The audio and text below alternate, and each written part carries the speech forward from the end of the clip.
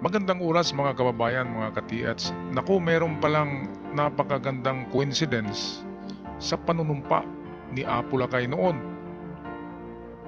at panunumpa ni Bongbong or PBBM. Dahil sa ang kanilang pinanumpaan na Biblia, ito ay isang lumang Biblia na talagang antik na siya at marami ng presidente ang dalawa kasi ito na pagpipilian. Ngayon, ang napili ni Bongbong, ni PBBM, ay yun din palang Biblia na ginamit ni Apo Lakay ng kanyang ama sa panunumpa noong manalo ito sa pagka-presidente. Kaya meron talagang divine guidance sa mag-ama. Okay, at ano nga ba ang kahalagahan ng Biblia sa panunumpa ng isang presidente at ng iba pang mga opisyalis sa gobyerno? Napakalaki. Atin pag-usapan yan mamaya. Atin muna panoorin ang video. Ang Biblia na ginamit sa panunumpa ni Pangulong Ferdinand Marcos Jr. ay mismong isa sa dalawang Bibliang ginamit ng kanyang ama noong 1965. Ang Filipiniana Division ng National Library of the Philippines ang nanguna sa pag-ayos at paglinis nito. Maingat at nilinis ang mga pahina at inayos ang binding bago inilagay sa isang kahon. Grabe no, lumang-luma na talaga siya kung tingnan. Filipiniana pala ito na, ayan no.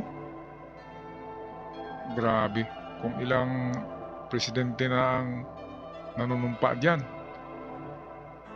At napaka ano pala ito, talagang inaalagaan pala ito ng National Museum. Ayan no, kahit sa paghawak ay nakagwantes ang humahawak at nililinis pala yan. At hindi yan hinahawakan ng kamay kasi ang ating kamay ay acidic, merong pawis. At baka masira tuloy ang ano na kasi yan ng mga pages. Parang brittle na talaga siya.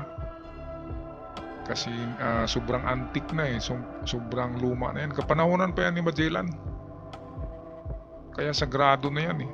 Ang dami nang nanunumpa dyan na presidente. So dalawang Biblia yang nandyan.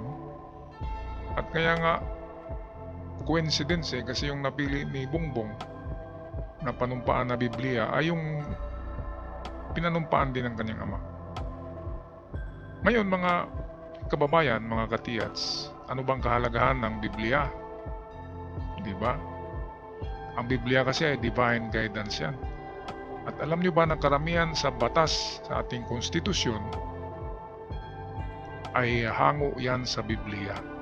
Ang mga batas dyan ay hango sa Biblia at dinagdagan lamang ng applicable sa tao, sa mamamayang Pilipino. Pero karamihan talaga ng batas ay galing yan sa utos ng Diyos, sa Ten Commandments. Diyan kinukuha yan.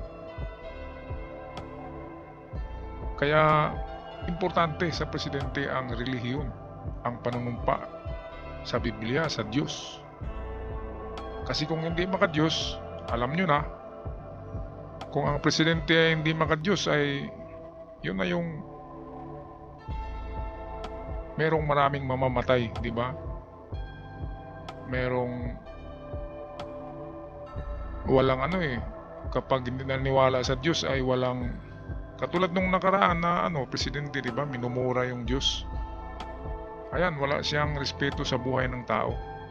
Ang tingin niya sa mga itong napunta sa mga naging mga drug dependent, ang tingin niya ay parang aso lang pinagbabaril. Kaya hindi ganyan. Kasi nanunumpa tayo sa Diyos, sa Biblia, ay isipin natin ang batas ng Diyos. Huwag kang pumatay. Nandyan yan sa the Ten Commandments, klarong-klaro yan. Huwag kang pumatay. Yan pa lamang. Kapag hindi mo yan sinunod ay napakalaging kasalanan sa Diyos. At hindi lang sa Diyos, kundi sa sambayan ng Pilipino. Katulad nung nangyari sa tukang-tukang na yun, di ba? 3,000 plus. Kalahati noon ay mga inosente lang. Kasi hindi iniisip ang sinumpaan na Biblia. Ang batas ng Biblia ay ano pa yan? Mas matindi yan kaysa batas ng tao. Kasi batas niya ng Diyos eh. Ano bang silbi ng buhay natin sa lupa kung pagdating natin sa pangalawang buhay ay magiging ano tayo? Paparusahan tayo doon sa lake of fire.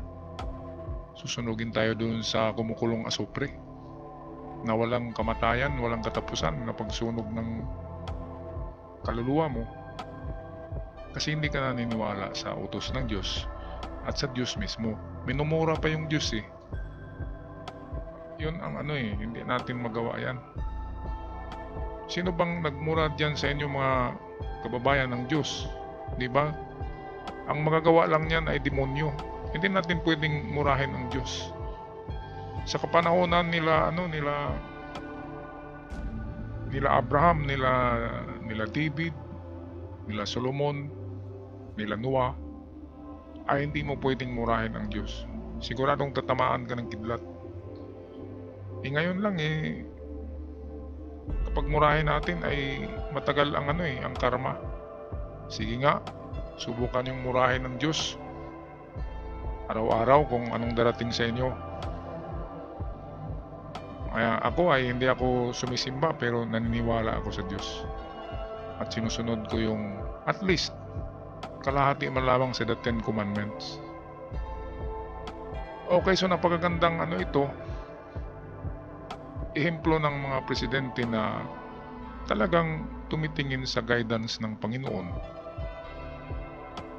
Sa tradisyon na manunumpa sa Biblia, nagagawin ang pagsiservisyo sa publiko, sa taong bayan, taos puso at paniniwala sa Diyos. Ako'y magpaalam na mga katiyads, mga kababayan. Hanggang sa muli, huwag kalimutan mag-subscribe sa ating channel para palagi kayong updated. Paalam!